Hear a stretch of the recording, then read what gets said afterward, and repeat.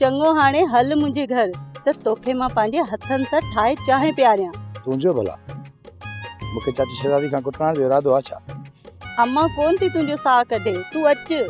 मुमल हींअर कंहिं ज़रूरी कम सां निकितो आहियां। तो राति जो मां चांडोकी जे हवाले सां ॾाढो परेशान आहियां। हिकु ॻाल्हि चवई मल्हार, जेके तो पेर खणणु शुरू कया आहिनि न, हाणे मूंखे नथो लॻे त पाण ॿिन्हिनि जी का शादी बि थींदी। गुज़ार तूं ॾे मुमल, तुंहिंजे ख़्याल में मूं कहिड़ा पेर खयां आहिनि? तूं चांडोकी जे निकाह में रुकावट विझण जे बदिरां चाचा शाह मुराद खे इहो छो नथो चई त हिक ई ख़र्च में असांजो बि ॿार लाहे छॾे? मूंखे लॻे थो तूं पागल थी वई मुमल। वफ़ाद ख़ातिर मां पंहिंजे भेण जी ख़ुशी जो दुश्मन नथो थी सघां। चांडोकी खे पढ़ाए लिखाए हेतिरी मंज़िल ते आणे तूं छा थी चवी? हुनखे हिकु जागीरदार जे जाहिल पुट जे ज़िद जे शिकार करे छॾियां? मां तोखे इहो सम्झाइण पई चाहियां त मां बि चांडोकी वांगुरु इंसान आहियां ऐं मुंहिंजा जेका ख्वाब तोसां जुड़ियल आहिनि न, हुननि खे पूरो करण लाइ कुझु सोच। मुमल असांजा ख्वाब काॾे बि कोन था वञनि। तूं रुगो मूंखे चांडोकी वारो मामलो उकलाइण ॾे। तुंहिंजी मर्ज़ी आहे, तुंहिंजो जेको दिलि चवे न तूं वञी उहो कर।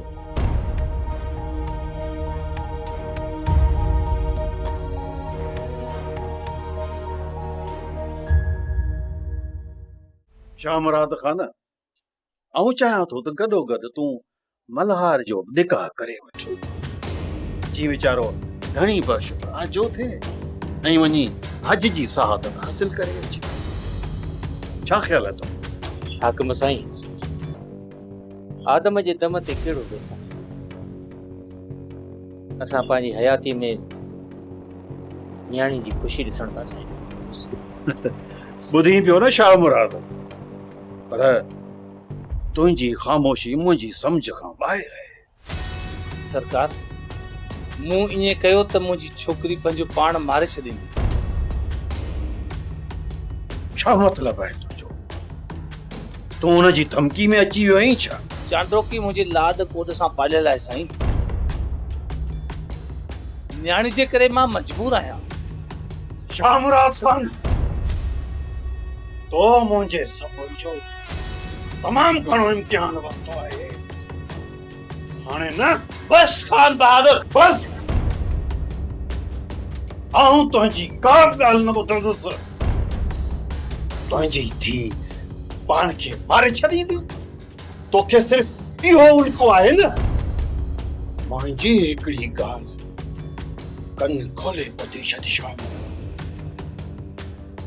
तुंहिंजी धीउ जो निकाह थींदो त सिर्फ़ मुंहिंजे पुट सां थींदो। जेकॾहिं न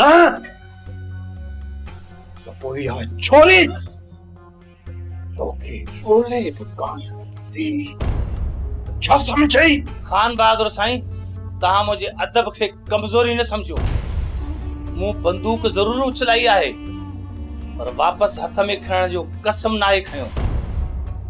वेरुन जी वस्ती, वेरुन जी वस्ती।